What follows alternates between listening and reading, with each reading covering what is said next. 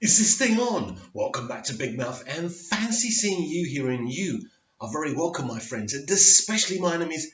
Come in, sit down, because Cameron bicodova has just penned an emotional open letter to all Gotham fans and Selena Kyle fans because, well, let me read this. This is staggering, this is shocking, but I believe and agree with every word Cam says in this emotional open letter. Of course, Cam plays Selena Kyle in Gotham, and she has done for the past 5 seasons, and we all expected her to play Selena in the series finale.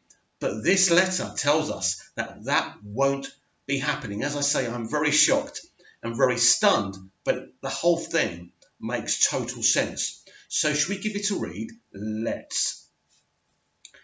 Dear Gotham fans and Selena Kyle lovers, I have important news to share, and I ask that you continue reading with open minds and understanding hearts. April 18th, episode 511 was my last appearance as Selena Kyle in Gotham.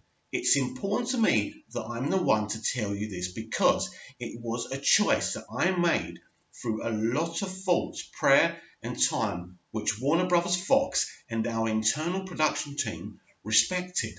I wanted to give the character Selena Kyle as much respect as possible. Some will say that giving her respect would include seeing the character through to the end of the show, which I understand, but I firmly believe that part of leaving a legacy and being part of a legacy means knowing when to pass the torch to someone else. I was blessed to be the vessel for Selena Kyle for her formative teen years, and it only felt right to give someone else the torch for her adult self.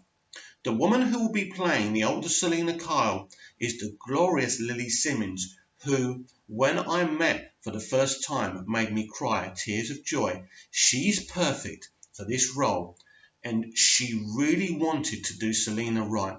We spoke about Selena Kyle for hours.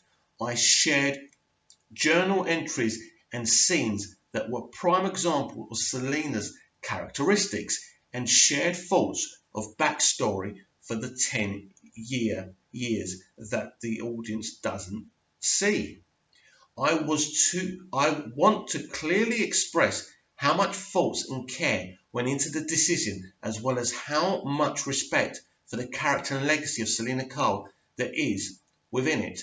I was blessed to be the seventh female actor to play Selena Kyle, the first to play her in Gotham's adaptation, and now there will be an eighth woman, part of DC Comics' Catwoman legacy. That makes me proud. Thank you to Warner Brothers and Fox for 5 years of life on a beautiful, unique television show. Thank you to Bruno Heller, Danny Cannon, and John Stevens for believing in me. Bruno and Danny, you saw something in the 14-year-old girl that she didn't see in herself, and I thank you for believing in planting a seed and being patient enough to watch it flourish. John, you always made sure I knew you were just a phone call away, and never once made me feel crazy for the suggestions or questions I had, and for that I am thankful. Playing Selena Kyle has taught me so much about myself and what it really means to stand firm and win life. Thank you for trusting me with her fragile indomitability. I think that's what it says. Her witty comebacks, her ardent fight scenes, and her tasteful style. I've never held the opportunity lightly.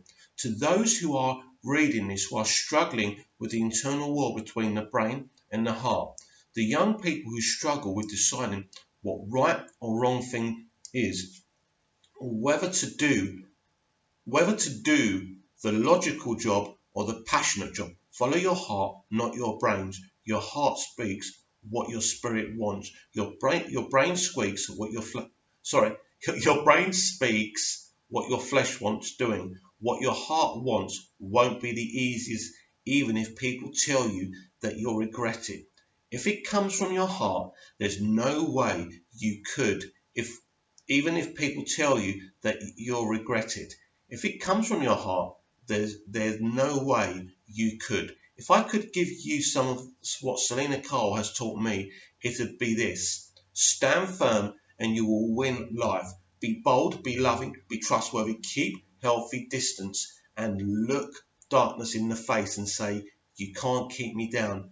You're meant to fly, so surround yourself with those who can.